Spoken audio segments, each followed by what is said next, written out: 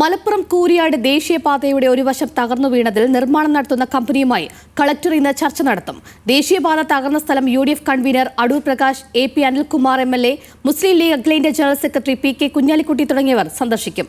ദേശീയപാത നിർമ്മാണം അശാസ്ത്രീയമാണെന്നും വലിയ അഴിമതി നടന്നിട്ടുണ്ടെന്നുമാണ് പ്രതിപക്ഷത്തിന്റെ ആരോപണം.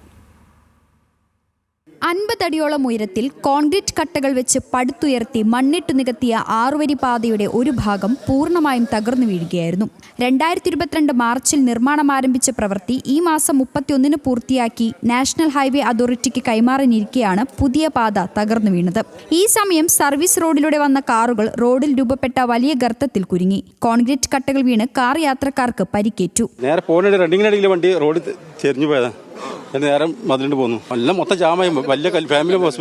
നിർമ്മാണത്തിലെ അശാസ്ത്രീയതയാണ് തകർച്ചയ്ക്ക് കാരണമെന്നാണ് ഉയരുന്ന പ്രധാന ആരോപണം.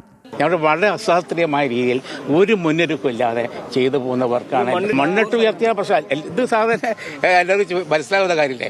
എത്ര ഉയരത്തിൽ ഇതുപോലെ കല്ല് വെച്ചിട്ടൊക്കെ അതിൽ മണ്ണിട്ടാൽ മഴ പെയ്താൽ എന്താ സ്ഥിതി? കഴിഞ്ഞ വടങ്ങാൻ സംഭവിച്ച ദുരന്തം ഉണ്ടായില്ല.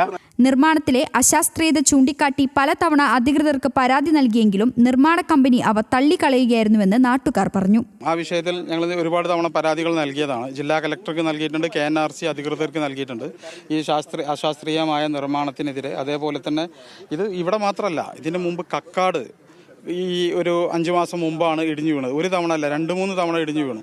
വാഹനങ്ങൾ ഗതാഗതത്തിന് തുറന്നു കൊടുത്തതിന്റെ ശേഷവും അവിടെ ഇടിഞ്ഞു വീഴുന്ന ഒരു സാഹചര്യമുണ്ടായി. റോഡ് ഉപരോധം ഉൾപ്പെടെയുള്ള പ്രതിഷേധവുമായി നാട്ടുകാർ സംഘടിച്ചത് സ്ഥലത്ത് സംഘർഷത്തിന് കാരണമായി.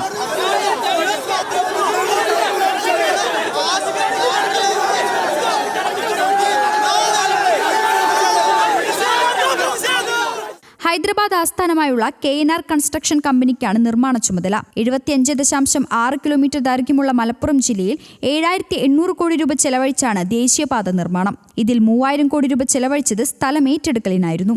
ന്യൂസ് മലയാളം, മലപ്പുറം.